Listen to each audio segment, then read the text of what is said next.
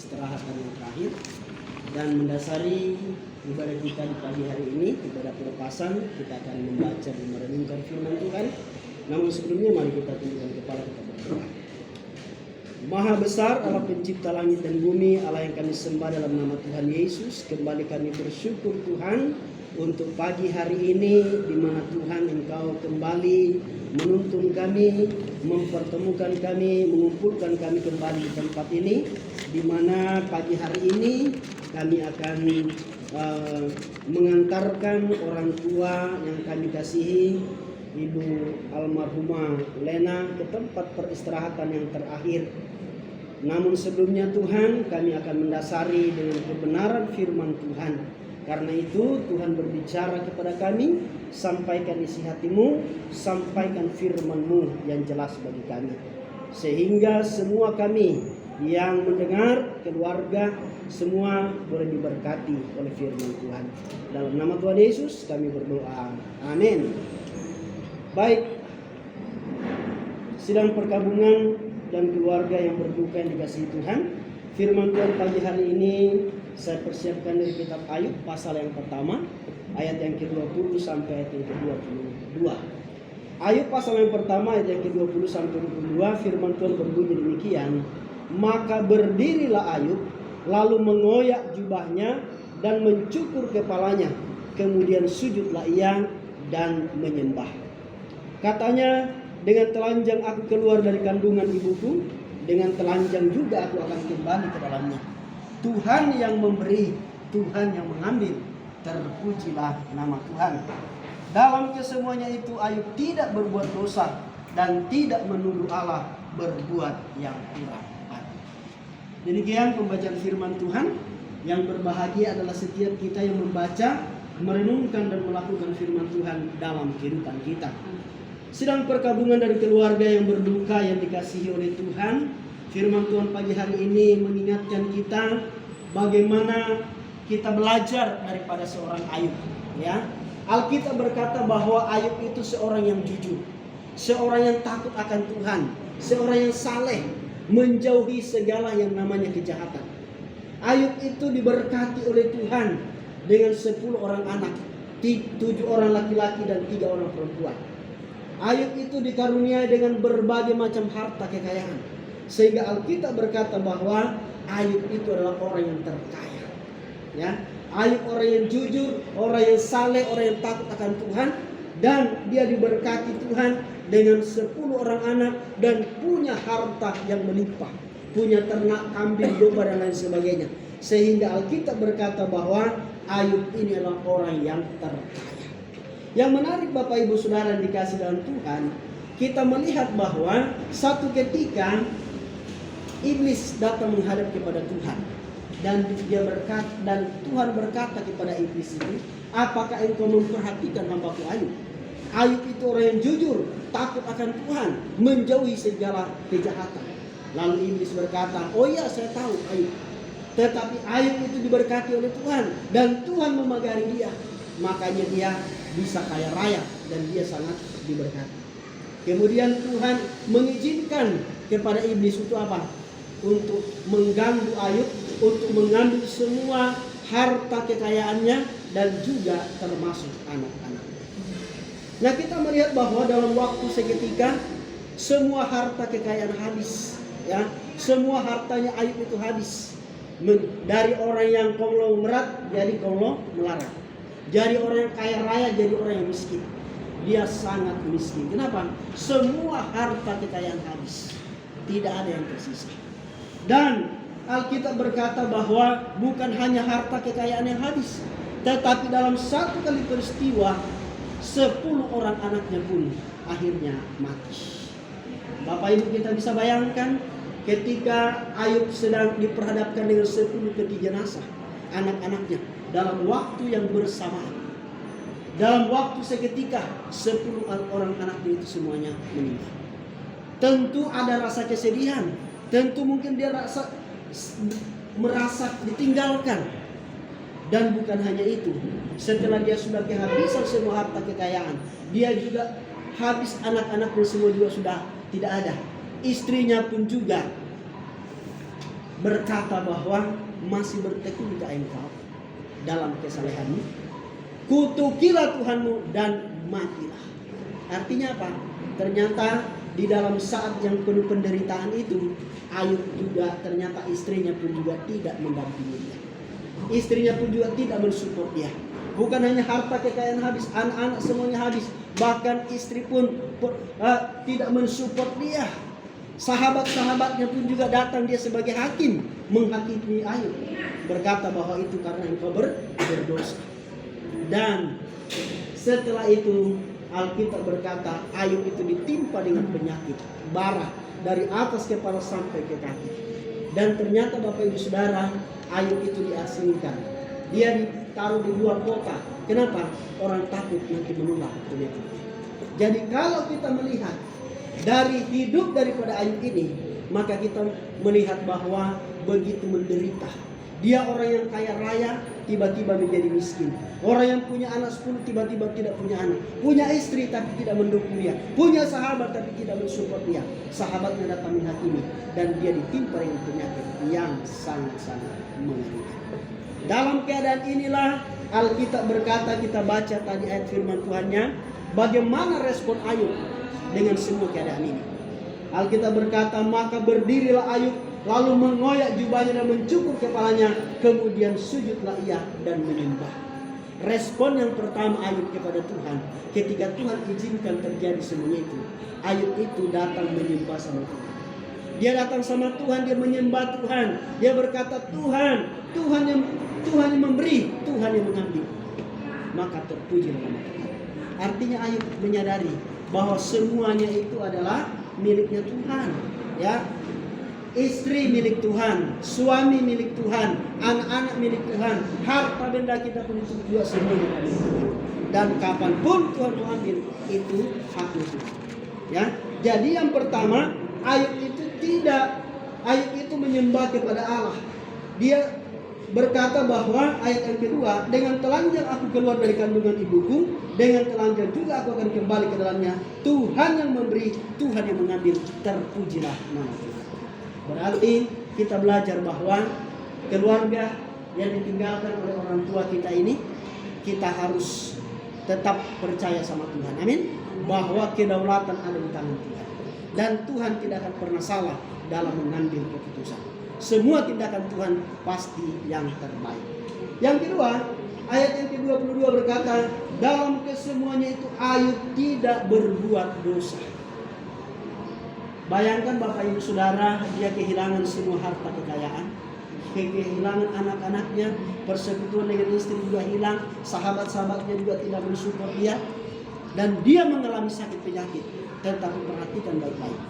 Ayat ini berkata, dalam kesemuanya itu Ayub tidak berbuat dosa. Ini yang perlu kita catat. Seringkali dalam kesulitan yang kita alami, kita seringkali berbuat dosa. Lewat perkataan kita, lewat perbuatan kita, dan lain sebagainya. Tapi kita belajar daripada Ayub. Sehebat apapun persoalan hidupnya, dia tidak pernah berbuat dosa. Alkitab berkata, dalam semuanya itu Ayub tidak berbuat dosa. Berarti apa? Dia sungguh menjaga hidupnya. Apapun yang terjadi, dia jaga ketulusan hidupnya. Jadi yang kedua kita belajar bahwa dalam situasi saat sekarang ini, orang tua sudah dipanggil Tuhan, maka jangan ada perkataan-perkataan dalam diri kita yang keluar dari mulut kita, perkataan-perkataan dosa. Ya, mungkin kita berkata, oh ini salahnya ini dan lain sebagainya. Kita tidak perlu berbuat dosa. Amin. Jadi yang kedua adalah Ayub tidak berbuat dosa. Yang ketiga, bagaimana respon Ayub? Yang ketiga, di bagian yang kedua dikatakan, tidak menuduh Allah berbuat yang kurang patut. Ya. Yang ketiga, ketika Ayub mengalami kehilangan semua harta kekayaan, kehilangan anak-anaknya, kehilangan persekutuan dengan istri, kehilangan sahabat-sahabatnya, dan dia mengalami sakit penyakit, Alkitab berkata bahwa Ayub tidak pernah mempersalahkan orang lain. Ayub tidak pernah mempersalahkan istrinya, Ayub tidak pernah mempersalahkan orang lain, bahkan dia tidak mempersalahkan Tuhan. Mungkin kalau kita mengalami seperti yang dialami Ayub, Mungkin saja kita berkata, waduh Tuhan, di mana keadilan Tuhan? Di mana kebaikan Tuhan? Di mana kasih Tuhan? Tapi Ayub tidak melakukan itu. Ayub tidak mempersalahkan siapapun. Nah, apa yang kita mau pelajari Bapak Ibu Saudara? Yang ketiga adalah, ini peristiwa yang sudah terjadi, orang tua yang kita kasih sudah dipanggil Tuhan. Jangan pernah ada keluarga, anak-anak, menantu, cucu saling mempersalahkan satu dengan yang lain. Jangan pernah saling menuduh satu dengan lain. Oh, karena kesalahan si A, karena kesalahan si B. Tidak ada. Semua sudah selesai. Jangan lagi setelah peristiwa, setelah pulang ribut lagi, masalah sudah selesai. Amin. Karena apa? Karena Ayub itu tidak menuduh siapapun. Dia tidak menuduh Allah yang berbuat kurang patut sama dia. Mungkin bisa saja Ayub berkata, loh saya kan jujur, saya orang benar, saya rajin beribadah sama Tuhan. Kok Tuhan izinkan terjadi? Keputusan Tuhan itu pasti yang terbaik. Itu sebabnya Ayub tidak menuduh siapapun. Ayub tidak mempersalahkan siapapun. Dan Ayub tidak mempersalahkan Tuhan. Jadi Bapak Ibu Saudara, keluarga yang dikasihi oleh Tuhan, firman Tuhan pagi hari ini mengingatkan kita. Kita akan mengantarkan orang tua kita ini ke tempat peristirahatan yang terakhir. Ya, rohnya sudah kembali kepada Tuhan, tetapi jenazahnya akan kita makamkan di Pondok Bambu. Ya, dan firman Tuhan pagi hari mengingatkan kita bagaimana kita belajar daripada Ayub. Kita meresponi semua peristiwa dalam hidup ini, termasuk kematian ini. Kita responi, yang pertama, kita tetap menyembah Tuhan. Jangan sampai kita tinggalkan Tuhan karena kita kecewa dengan apa yang kita alami. Yang pertama. Yang kedua adalah kita harus percaya bahwa dalam kesemuanya ini kita tidak perlu berbuat dosa. Amin. Kita tidak boleh berbuat dosa. Jangan ada kata-kata yang menyakitkan.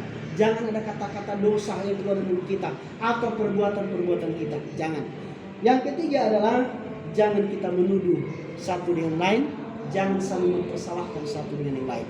Semua keluarga, anak-anak, menantu, cucu, semua keluarga besar yang ditinggalkan harus kompak, harus sehati, harus saling bersama-sama, saling mendukung satu dengan yang lain. Amin.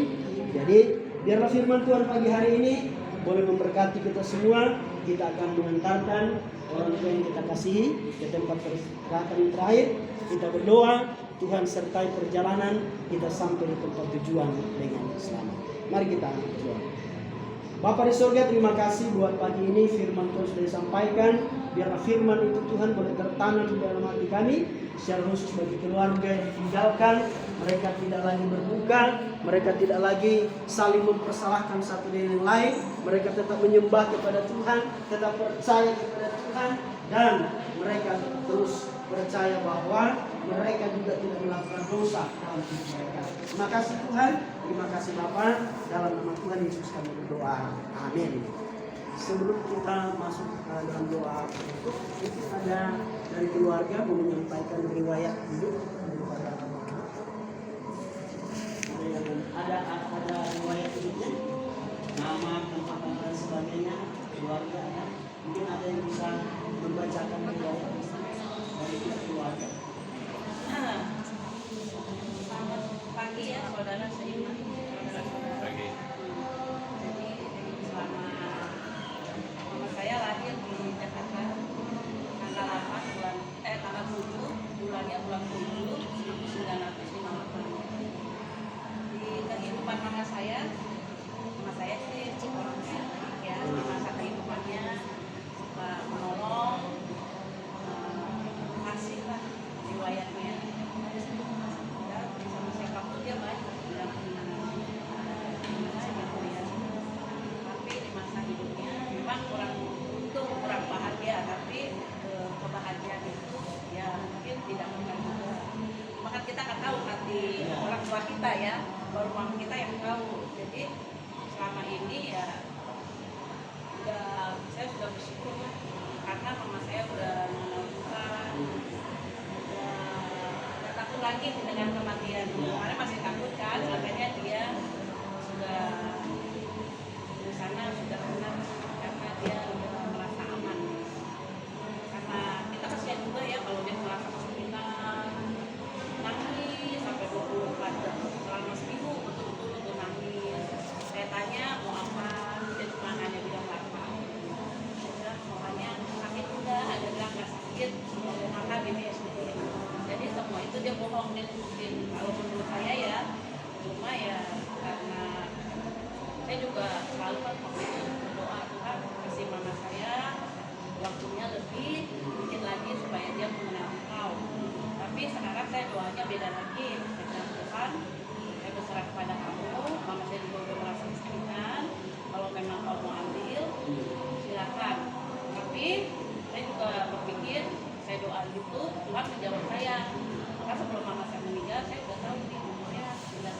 Iya, makanya saya udah bilang sama keluarga Singapura, ini mama udah nggak lama nih mau jalan, ayo deh ketemu kan kita persiapan, nah, gitu aja sih. Cuma nggak lama lagi mama saya sebelum meninggal memutuskan nafas terakhir, saya kan ke scan nih, oh mak aku tinggal dulu bentar, kamu aku kan jadi sering ditinggalin terus katanya, kan ada urusan nih, nggak ada orang di sini mau scan dulu. Nah, setelah itu baru saya turun anterin kakaknya, tiba-tiba suster panggil saya, ibu kemari dulu, kenapa bu, mama udah pada lagi, udah lah langsung saya liatin aja dan saya pergi ke atas, tiba-tiba suster bilang masih ada nanti dikit, ini ya udah tindakannya lupa jantung kan, tapi ada risikonya juga kalau lupa jantung ya jantungnya rusak gitu. Tapi setelah itu ya terakhir tindakan lagi 15 menit kan lewat ya. Nah, napasnya belum lewat lagi. Pas saya lihat di napasnya dikit kan, masih. Setelah itu udah hilang, udah nggak bisa ditindak lagi. Cuma juga dia udah memang mau pergi waktunya pergi. Nah, jadi cukup dulu ya, karena waktu juga nggak cukup. Kalau mau diceritakan panjang, terima kasih. Terima kasih ya. Oke, kita akan mengakhiri ibadah kita. Saya jadi kesempatan ini. Kita akan ujian tiap langkah kita.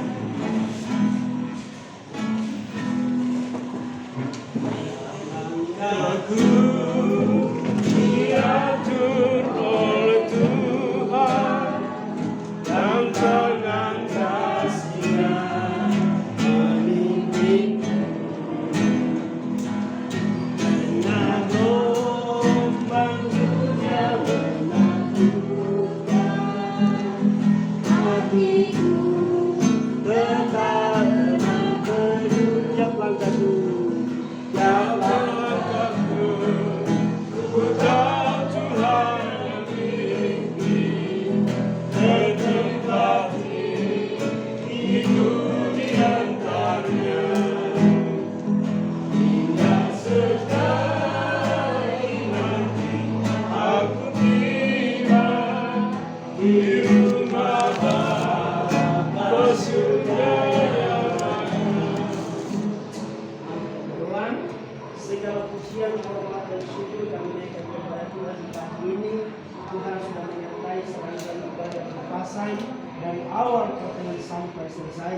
Firman Tuhan sudah disampaikan, firman Tuhan itu akan bertumbuh dan berbuah dalam kehidupan kami semua. Hingga saat itu Tuhan, kami akan melepaskan jenazah orang tua kami, almarhumah Ibu Lena.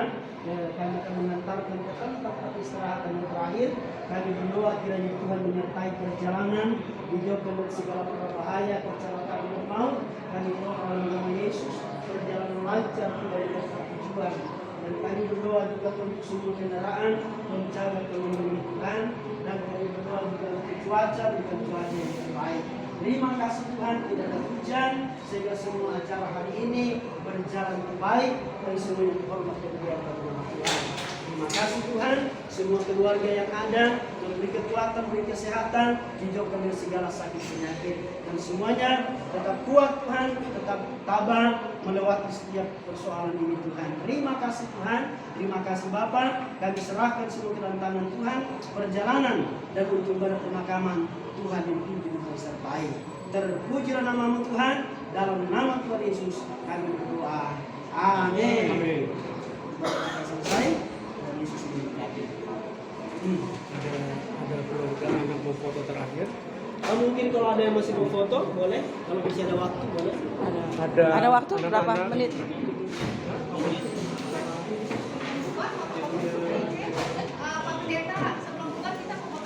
Ya, Foto dulu, foto. boleh foto dulu.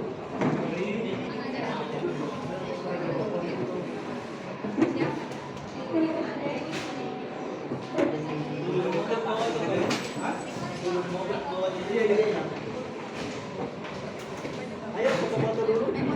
Foto, foto.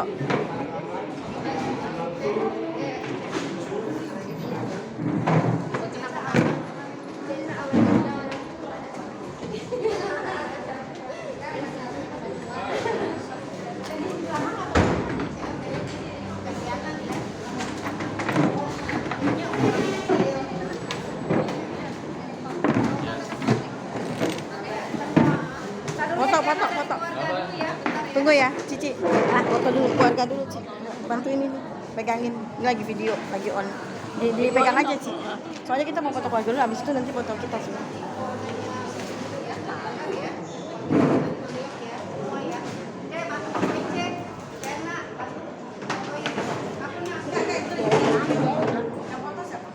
Mau difotoin nggak? Boleh. Lagi video, lagi video.